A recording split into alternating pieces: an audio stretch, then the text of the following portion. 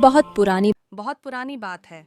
अरावली की घनी भीतरी श्रृंखलाओं के बीच, जहां सूरज की रोशनी भी मुश्किल से जमीन तक पहुंचती थी, वहां सोमदत्त नाम का एक साधु तपस्या करता था।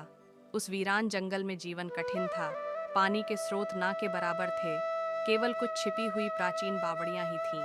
सोमदत्त को भगवान की तपस्या के सिवा किसी चीज से लगाव नहीं था, सिवाय एक चीज के, लकड़ी की नक्काशी। जब वह कठोर तप से थकता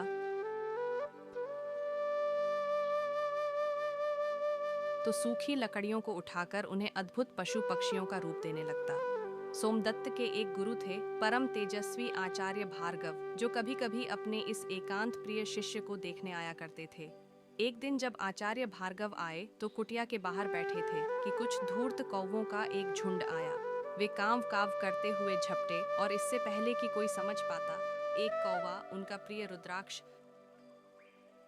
जड़ित कमंडल चोंच में दबाकर उड़ गया। अरे सोमदत्त, देखो उन्हें, मेरा कमंडल जल लाने का एकमात्र पात्र। सोमदत्त कौवों के पीछे भागे। अरे दुष्ट पक्षी, रुक, छोड़ दे उसे।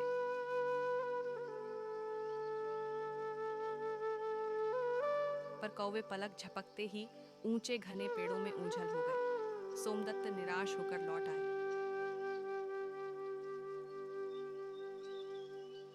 क्षमा करें गुरुदेव, वे बहुत धूर्त थे।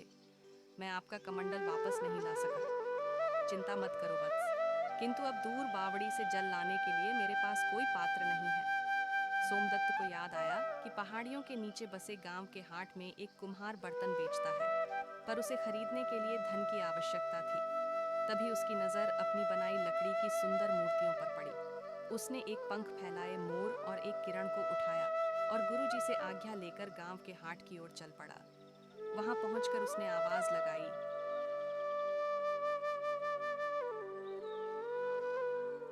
लकड़ी के खिलौने ले लो, जंगल के सजीव जानवर। लोगों को उसकी कला इतनी भाई कि वे चकित रह गए। एक अमीर व्यापारी ने उन दोनों मूर्तियों को मुंह मांगी कीमत पर खरीद लिया। मिले हुए धन से सोमदत्त ने एक नया सुंदर कमंडल खरीदा और खुशी खुशी अपनी कुटिया में लौट आया। लीजिए गुरुदेव, आपका कमंडल। आचार्य भार्गव शिष्य का यह समर्पण और निस्वार्थ कला देखकर बहुत प्रसन्न हुए। सदा प्रसन्न रहो वत्स, तुम्हारी इस कला में सच्चाई है। गुरुजी कमंडल लेकर चले गए। एक बार सर्दी का ऐसा भयंकर मौसम आया जैसा पहले कभी ना देखा गया। कई दिनों तक इतना घना कोहरा और पाला पड़ा कि सारे रास्ते बंद हो गए। सोमदत्त की कुटिया में अन्न का एक दाना भी नहीं बचा।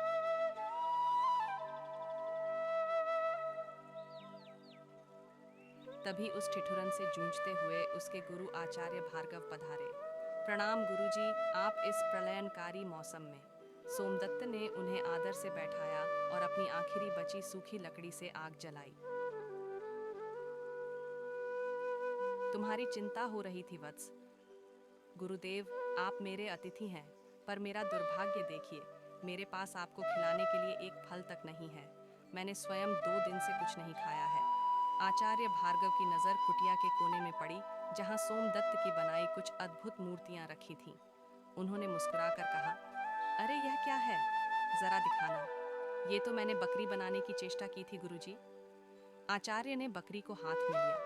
वो कारीगरी अद्भुत थी। वत्स, मैं तुम्हें एक विद्या दे रहा हूँ। यह प्रकृति के नियम के विरुद्ध है, पर आज प्राण बचाने के लिए यह आवश्यक है। मैं तुम्हें वह मंत्र सिखाता हूँ जिससे तुम अपनी कला में प्राण फूंक सकते हो, किंतु याद रखना, इसका प्रयोग केवल आवश्यकता के लिए करना, इच्छा या लालच के लिए नहीं। आचार्य ने सोमदत्त को मंत्र सिखाया। सोमदत्त ने कांपते हाथों से लकड़ी की बकरी पर जल छिड़का और मंत्र का जाप किया। देखते ही देखते लकड़ी की निर्जीव बकरी ने आंखें खोली, हिल्ली डुली और जोर से मिमियाने लगी। गुरुजी, ये तो जीवित हो गई, इसका दूध पियो और अपने प्राणों की रक्षा करो।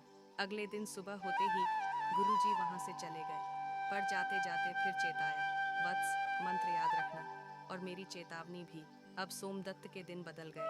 वो रोज ताज़ा दूध पीता और तपस्या में लगा रहता, पर धीरे धीरे उसे अकेलापन सताने लगा। बकरी तो है, पर यह बोलती नहीं। काश कोई साथी होता जो मेरी कुटिया की रखवाली भी करता। उसे गुरुजी की चेतावनी याद आई। पर मन में एक नए विचार ने सिर उठा लिया। जंगल में सांप बिच्छू बहुत हैं। बकरी की रक्षा के लिए एक चौकस लोमड़ी तो आवश्यकता ही है। यह लालच नहीं है।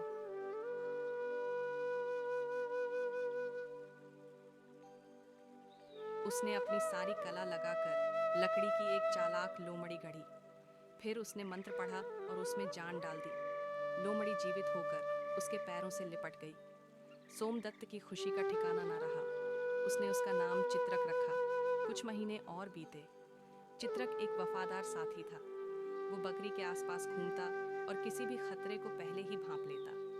पर अब सोमदत्त को एक नई प्रबल इच्छा ने घेर लिया। यह चित्रक कितना चतुर है, पर गूंगा है। अगर यह मनुष्य की बोली बोल पाता तो मैं इससे बात कर सकता। मेरा घोर अकेलापन दूर हो जाता। इस बार वह स्पष्ट जानता था कि यह आवश्यकता नहीं, शुद्ध लालच है। पर वह खुद को रोक नहीं पाया। बस एक आखिरी बार उसने लोमड़ी पर जल छिड़क कर फिर मंत्र पढ़ दिया। इस बार उसे मनुष्य की वाणी देने का संकल्प करके लोमड़ी ने खांसा, अपना गला साफ किया और एक तीखी इंसानी आवाज में बोली, प्रणाम स्वामी। सोमदत्त तो मारे खुशी के उछल पड़ा। अब उसके पास बात करने के लिए एक साथी था। धीरे धीरे समय बीता। चित्रक अब केवल एक लोमड़ी नहीं थी। वह सोचती थी, तर्क करती थी और उसका तर्क कड़वा और कुटिल होता जा रहा था। एक दिन जब आचार्य भार्गव पधारे तो उन्होंने कुटिया के बाहर अजीब सा सन्नाटा पाया। वे अंदर गए। आचार्य ने देखा, सोमदत्त एक कोने में सहमा हुआ बैठा था और वह लोमड़ी चित्रक कुटिया के बीचों बीच बैठी अपनी पूंछ सह रही थी। कुटिया में सोमदत्त की बनाई कई मूर्तियां टूटी पड़ी थीं। वत्स, सोमदत्त, यह क्या अवस्था है तुम्हारी? और यह प्राणी कौन है? चित्रक की आंखें घूमी और वो इंसानी आवाज में बोली, आ गए एक और साधु जी। क्या तुम भी लकड़ियों में जान डालते हो या सिर्फ यही यह काम करता है? आचार्य भार्गव सन्न रह गए। उन्होंने सोमदत्त की ओर देखा। सोमदत्त रोने लगा। गुरुजी, मुझसे भूल हो गई। मैंने इसे वाणी दे दी। जब से यह बोलने लगी, यह बदल गई। यह मुझसे सवाल करती है, मैं लोमड़ी हूँ या मनुष्य? तुमने मुझे ऐसा क्यों बनाया? मुझे जंगल की लोमड़ियाँ पसंद नहीं करती और बकरी मुझसे डरती है। मेरी जगह कहाँ है?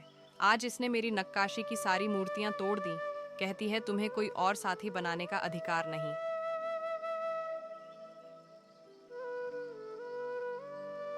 तभी चित्रका जोर से गुर्राई और बोली, इसने मुझे जीवन नहीं श्राप दिया है।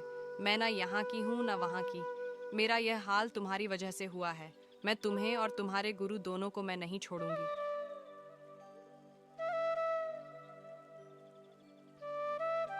यह कहकर चित्रक ने अपनी कुटिल आंखों से आचार्य भार्गव पर छलांग लगा दी।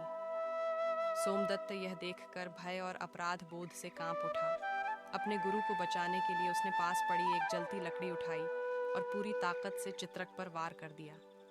जैसे ही जलती लकड़ी लोमड़ी से टकराई, एक दर्दनाक चीख गूंजी और वह वापस लकड़ी की बेजान मूर्ति में बदल गई। लेकिन उसका चेहरा पीड़ा और क्रोध में तना हुआ था। गुरुदेव, मुझसे अक्षम्य अपराध हो गया। लालच ने मेरी बुद्धि हर ली थी। मैं इस सिद्धि के लायक नहीं था। कृपया कृपया इस बकरी को भी पहले जैसा लकड़ी का ही बना दीजिए। मैं पहले जैसी स्थिति में ही खुश रहूंगा। आचार्य भार्गव ने एक ठंडी सांस ली। चलो, अंत में तुम्हें ज्ञान हो गया।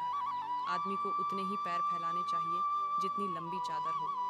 पर वत्स, जो तुमने किया उसे पूरी तरह पलटा नहीं जा सकता। यह बकरी आवश्यकता से जन्मी थी। यह निर्दोष है।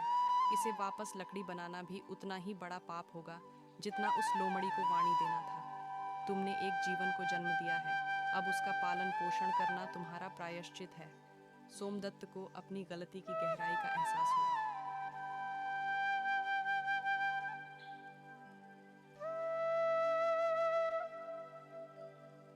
आचार्य भार्गव ने उस क्रोधित लोमड़ी की लकड़ी की मूर्ति को उठाया और उसे दूर जंगल में फेंकवा दिया। कुछ ही दिनों बाद सोमदत्त संभल गया। उसने उस मंत्र को हमेशा के लिए त्याग दिया। वह वापस अपनी शांत तपस्या में रम गया। लेकिन अब वह अकेला नहीं था। उसके साथ वह बकरी रहती थी जो उसे हर पल आवश्यकता और लालच के बीच के महीन अंतर की याद दिलाती रहती थी।